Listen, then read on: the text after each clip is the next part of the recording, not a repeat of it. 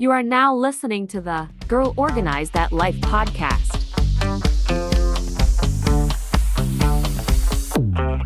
Coach L3. Hi, welcome to the Girl Organize That Life podcast, where I am your host, Leslie Latimore-Lorfils, affectionately known as Coach L3.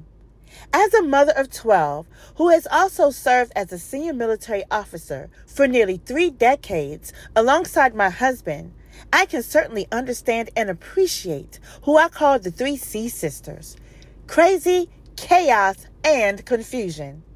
If you are an executive level mom, mompreneur, or lady leader who perhaps still struggles with burnout, you have come to the right place where you can receive strategies and tips on how to pivot with poise and conquer the noise. I invite you to take this journey with us to increase your clarity, your confidence, and to conquer the overwhelm. Hope to see you there. Coach L3. Hi, oh my gosh, welcome to the inaugural episode of the Girl Organize That Life podcast. Wow, this has been such a journey. As you all heard from the introduction, my name is Leslie Latimore-Lorfils, known as Coach L3, and I'm so excited for this very moment. This just wasn't just thought about just now. This has been years in the making, and to be here in this pivotal moment is everything to me. I appreciate anyone who's listening, and if you're not listening real time, that's okay. That's why it's a podcast. You can go back and hit replay, and replay some more. I encourage you to share this with your friends and your family and other women who could come and just be edified and get some of the nuggets that we'll try to drop. So a little bit before we get knee deep into the episode, first I want you all to understand that the goal of this podcast is to really do that. It is to edify you. My mantra is to be brief, be brilliant, and then bounce, right? And so we want to make sure that we leave impact and give you some strategies and some food for thought that you can use to edify your life and the lives of others. So that's why we're here. And just to give some more backdrop about me, as you heard from the introduction, you saw from the pictures, I am a busy mom of 12, married to a soldier. We are transitioning eventually from the military, and we're excited. And by the time we would have completed our journey, we would have served over 6 decades collectively together. So that has not been an easy feat.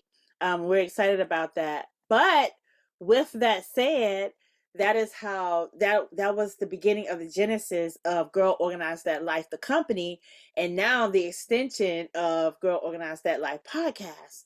I will always get asked the question, oh my God, how do you do it? How do you manage 12 kids and the husband and the dogs and the career? And my answer is, well, I try to do that with grace. Am I always successful at it? No. And just to give you all a little story, a lot of people, they'll look at me and they think, oh, she's an officer in the military. She has these wonderful kids and husband, and she's a speaker and an author, and she does all the things. So that means she has to be the one that's put together. No. Let me dispel that myth quickly.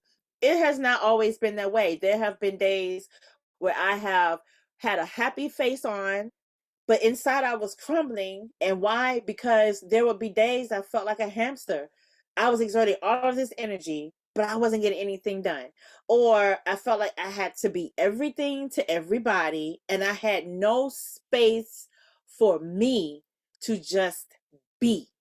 So all of this is how we got here today with Girl Organize That Life. And again, with the podcast. And this is just a space and place for busy women such as yourselves to come and really garner some ways that you cannot lose yourself while you are trying to serve others in your various capacities. Many of you, I'm sure, have dealt with how do I keep myself centered and how do I keep myself focused and still give value to other people. I'm going to share another story. So you guys go with me. You're on a plane and you're getting ready to take off, right? And the flight attendant says what? You will do what with your mask? Put your mask on first before you put the mask on someone else. And that's just the baseline of, if you are not well, if you're not centered, if you're not whole, if you're not calibrated properly, then there's no way that you can serve others, regardless of how noble it is what you're trying to do. Stress is a silent killer. We know that. And so it's so important, ladies, that we take the time and that we really are deliberate of exercising true self-care and making sure that you are good to go. Just about a month ago, this was such a treat for me. I had the distinct pleasure and honor to spend 5 days with the Lisa Nichols. And if you don't know who she is, I really need you to look her up. Her last name is spelled Nichols. She is a renowned transformative speaker. She's an author. She's a coach. She runs in the circles with Les Brown and Tony Robbins and all those folks. And she's so impactful. She has impacted millions, and I mean millions of lives. And so about a month ago, I had this time to spend with her, and I had a chance to do an on the spot, like a 30-second interview with her. And I asked her, I said, Lisa, how do you do it? How do you do it? And she says, how do you do what? I said, how do you serve other people and still, give us all of this greatness and still keep your divaness? And she said, well, because I fill up my cup first and then I serve you from my overflow. Let me tell you, I said, oh my God, her overflow, not from her cup. She said from her overflow. So imagine if we took the time and we filled our cups up so much that it was overflowing, and now we can serve others from that space. Not from a space of scarcity because we're tired, not from a space of where we now have fumes because we've given our energy everywhere else, but from a space of healthy vibes, if you will, because you have taken the time to take care of yourselves and not lose yourself in the process. That is the purpose of this podcast, and this is what we're here to do, to help you to find your way and your roadmap to be able to do just that. So we're going to get into the first episode. I just wanted to share those gems with you and kind of give you the backdrop of why we're here, how we got here, how exciting this is. I'm so glad that you're here tuned in with me. And again, for those of you who are not here, totally okay. Hashtag replay. We'll be streaming on Facebook, YouTube, Instagram, all the things, Apple, Spotify, all of that. So you will have every opportunity to catch up if you're not here now. And please, I encourage you to share this with a friend, tell someone else to come and just listen in and be blessed. So what I want to talk to you about on this first episode, we want to talk about mindset. For those of you that have sat under me and that you have taken a masterclass or two with me, I typically start with that, because no matter what it is you're trying to do, if your mind isn't there, it's probably not going to happen. So I want to talk a little bit about that. The first few episodes, I will tell you, we're going to go over some foundational things so that we can do just that, build this foundation, and the podcast will grow over time, season after season, and we will start from, the basics and build up from there. But without your mind being in the proper space and place of excellence and having the willingness to execute something, you're going to be stuck. So let's talk about that. What is mindset? What is mindset? Mindset refers to a person's attitude, beliefs, and thoughts that shape their perception of themselves and the world around them. Chew on that for a second. It encompasses the way individuals approach challenges, setbacks, and opportunities. There are typically two main types of mindset. We have the fixed mindset and we have the growth mindset. Now, before I get into that, I want to share some statistics with you. If you did not know, we have every single day, we have about 12,000 to 80,000 thoughts a day. And of those thousands of thoughts, 60 to 80% of them are not positive thoughts. Can you imagine? So that means, so you're saying, Leslie, so when I wake up, I have a negative thought? More than likely, yes. Before your foot hits the ground, you may have thought about something you didn't do the day before, or maybe what child did, or something that didn't go right at the job, and that is how you have started your morning. Now think about it. Have you ever had a day where you can't quite get your grounding? You can't figure out, what am I feeling like? I can't get it together. I want you to go back and I want you to think about, how did your day start when you woke up? Were you in a place of gratitude? Were you in a place of contentment? Were you in a place of tranquility and peace? Maybe, maybe not. But how you start your day is typically how your day is going to go and how your day is going to end. And I also want you all to think about the iceberg effect. If you don't know what the iceberg effect, if you think about the iceberg, you have the ice that's up above, it's frozen. Think about like the Titanic, and then you have the water, and then you have some more of this big juicy piece of ice below. What the iceberg effect is, on the surface, everything looks great. You have your business, your job, your careers, your marriages, your kids, all the accomplishments, everything is well in the world on the surface level. Then you have to think about what's below the surface level. 95% of that is where we truly operate from. And guess what? That is within our subconscious mind. That's where you may have anxiety, stress, the feeling of overwhelm, the feeling of I don't have enough time in the day to get it all done, the feeling of I have to be everything to everybody, and now I can't be anything to anybody because I'm trying to be everything to everybody, right? That's the iceberg effect. And that's where we really live most of the time. So, as far as your mind is concerned, it is so crucially important that you arrest the thoughts that come to you that may not be the most positive thoughts. Okay, so I wanted to talk about that. And one other thing before I go into what fixed and growth mindsets are, we have these little things that's called limiting beliefs. I'm sure many of you under the sound of my voice have had a limiting belief, one or two or three or four. And those are those beliefs of, oh, I don't know. I don't know if I can do that. No, I'm not good enough. I'm not tall enough. I'm not smart enough. My hair isn't long enough. We go through all these things. You you have disqualified yourself from something before you give yourself a chance to do it.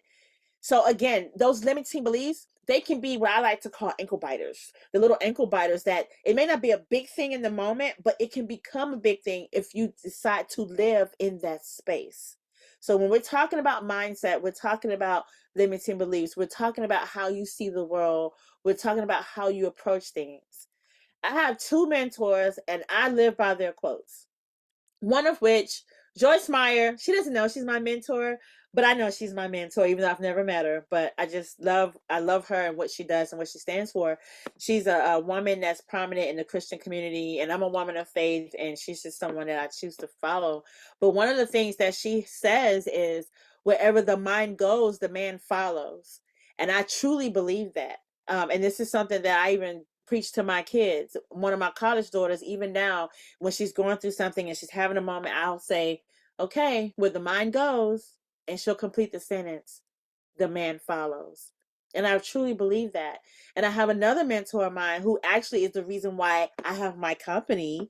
Um, his name is Trevor Otts, and he says, wherever you are in life, your mind got there first. So think about it. Think about something that you're trying to accomplish, i.e., I use me for an example. I'm determined that I am going to shed 50 of my fat friends, I call them. They're my friends. And I love my friends, but I need them to go live somewhere else. They're getting evicted.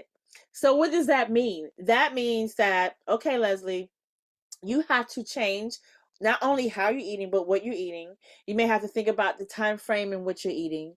How much water are you really pushing to flush out all of the toxins and the things that we have?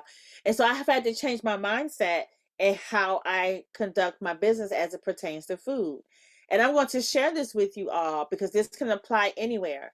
I was listening to another book to and from work, because those that know me, I live in Washington, D.C. area, and the traffic is quite brutal. And I spend 2 to 5 hours in my car from Monday through Friday. So guess what? My mind always has to be like churned up and recharged to battle the traffic and me not be agitated about the traffic, right? So I listen to books as I'm riding. And the author was saying how he had an interview, I think it was with Montel Williams. And what Montel Williams was saying, because of the disease that he has been afflicted with, multiple sclerosis, there's certain things that he shouldn't eat because that's going to, exacerbate what he has going on. And so what he says, he operates in the add-on effect instead of what you can't have. Think about what you can have. So he'll say, well, maybe I can't have chocolate. He's not going to dwell on the fact that he can't have chocolate. He is going to dwell, but I can have an orange. So let me add more oranges to my diet. Let me add more strawberries to my diet. Or let me eat one Hershey's Kiss and satisfy my sweet tooth instead of eating a whole bowl of them. That way, he's not taking away from what he can eat necessarily, but he's figuring out ways that he can add on to his diet that's going to propel his health to the best level and optimize his ability to live longer, right? So those are the things I want us to think about as busy executive level moms, mompreneurs, lady leaders, being everything to everyone, sometimes scatterbrained all over the place. Think of ways that you can edify your life. And part of that is having a positive mindset. Part of that is dispelling the limiting beliefs. And part of that is arresting those thoughts that tend to creep up that will hold you back if you are not careful and if you are not self-aware. So a couple of other things to share with you all. So we talked about mindset, and there's two. There's fixed mindset and there's growth mindset. Your fixed mindset, this is it. Individuals with the fixed mindset believe that their abilities, intelligence, and talents cannot be changed. They may avoid challenges, give up easily in the face of obstacles, and view failure as a reflection of their inherent limitations. That is so loaded. How many of us have been guilty of falling in this category? I most certainly have. I can be very transparent here and say that I've been there. If I had something that didn't go quite right, I would just go through something, really. And so in that, the opposite part of that is having a growth mindset. And that is, in contrast, those with a growth mindset believe that their abilities can be developed through dedication, hard work, and perseverance. They embrace challenges and see failures as an opportunity for learning and growth, and are resilient in the face of setbacks. That is so good. That is so juicy. And so, as busy executive women, with a lot of demands and commands from people and places and goals and things that we're trying to do, we have to embrace having a growth mindset. We have to embrace that life will life. There's no getting around it, but it's all in, what does your mind tell you? How do you respond to a situation versus reacting to a situation? And I will be honest with y'all, listen, I am not sitting here because I have mastered it all. This is still a work in progress, even for me. But I will tell you that my journey has definitely improved because the antidotes and the strategies that I'm going to give you all, I execute them in my own life. And I have seen such a tremendous change, to include a reduction in my stress level. And then someone else said, I can't remember who it was, so I don't take credit for this, but I just thought, oh, it's so good. Oftentimes we'll say, oh my gosh, I'm so overwhelmed. No, no, no, no, no. They said, no, don't say you're overwhelmed. Say, I'm exhilarated. And in the moment when you say these things, it's like, oh my gosh, it changes how you feel in the moment. And you have to also remember, ladies, that it's not the situation that evokes your emotions, it's your thoughts about the situation that make you have the feeling. So if you're feeling overwhelmed, or if you think you're overwhelmed, you're going to feel overwhelmed. If you think you are a conqueror, you're going to conquer whatever that is. If you think that you are awesome, you're going to be awesome. And I would also emphasize exercising a place of gratitude. Someone out there, I promise you, their story is way worse than yours. And I'm not minimizing what your story is, but I am amplifying your ability to walk in your story even when it's not pleasant, to walk in your story even when it's hard, to walk in your story even when it doesn't feel good. Because in the end, you're writing the story and the ending can still be great based on how you choose to respond to something. That all comes back to your mindset. And the last nugget I want to leave with you, I'm going to leave an overall review of what mindset is. I want you to immediately to take these antidotes that I'm giving you tonight on this very first episode, and I want you to start applying it. Time now. Even before you go to bed tonight. How is my mind today? Do a self-assessment. Ask yourself. Challenge yourself. Talk with yourself. Is that positive? Is that thought going to propel me to my next? Probably not. So let me go ahead and arrest that thought and generate a new thought. And that's what I want you all to do. In summary, mindset plays a significant role in determining how people approach their goals, handle adversity, and ultimately achieve success in various aspects of their lives. By cultivating a growth mindset, individuals can unlock their full potential and pursue their aspirations with confidence and resilience. That is my nugget for you all for our inaugural episode of the Girl Organize That Life podcast. And I pray that this nugget, you can use it, you will exercise it, you will share it, implement it, and make it work for you. Okay? Now, I also will say this. There's an opportunity to talk with me further if you want to have a personal conversation. And if you would like to do that, do visit www.girlorganizethatlife.com and set up a time to sit with me, and we can chat whatever you may have that's going on that can edify you as an individual. I'm happy to do that, and I look forward to it. Please tell your friends and family to join us every week, same station, and just share. Just share. We're so excited to be here. We're so excited to pour into you, and we're so excited to help you to conquer the world. Remember, girl, listen, remember to pivot with poise despite the noise. Bye-bye for now. Coach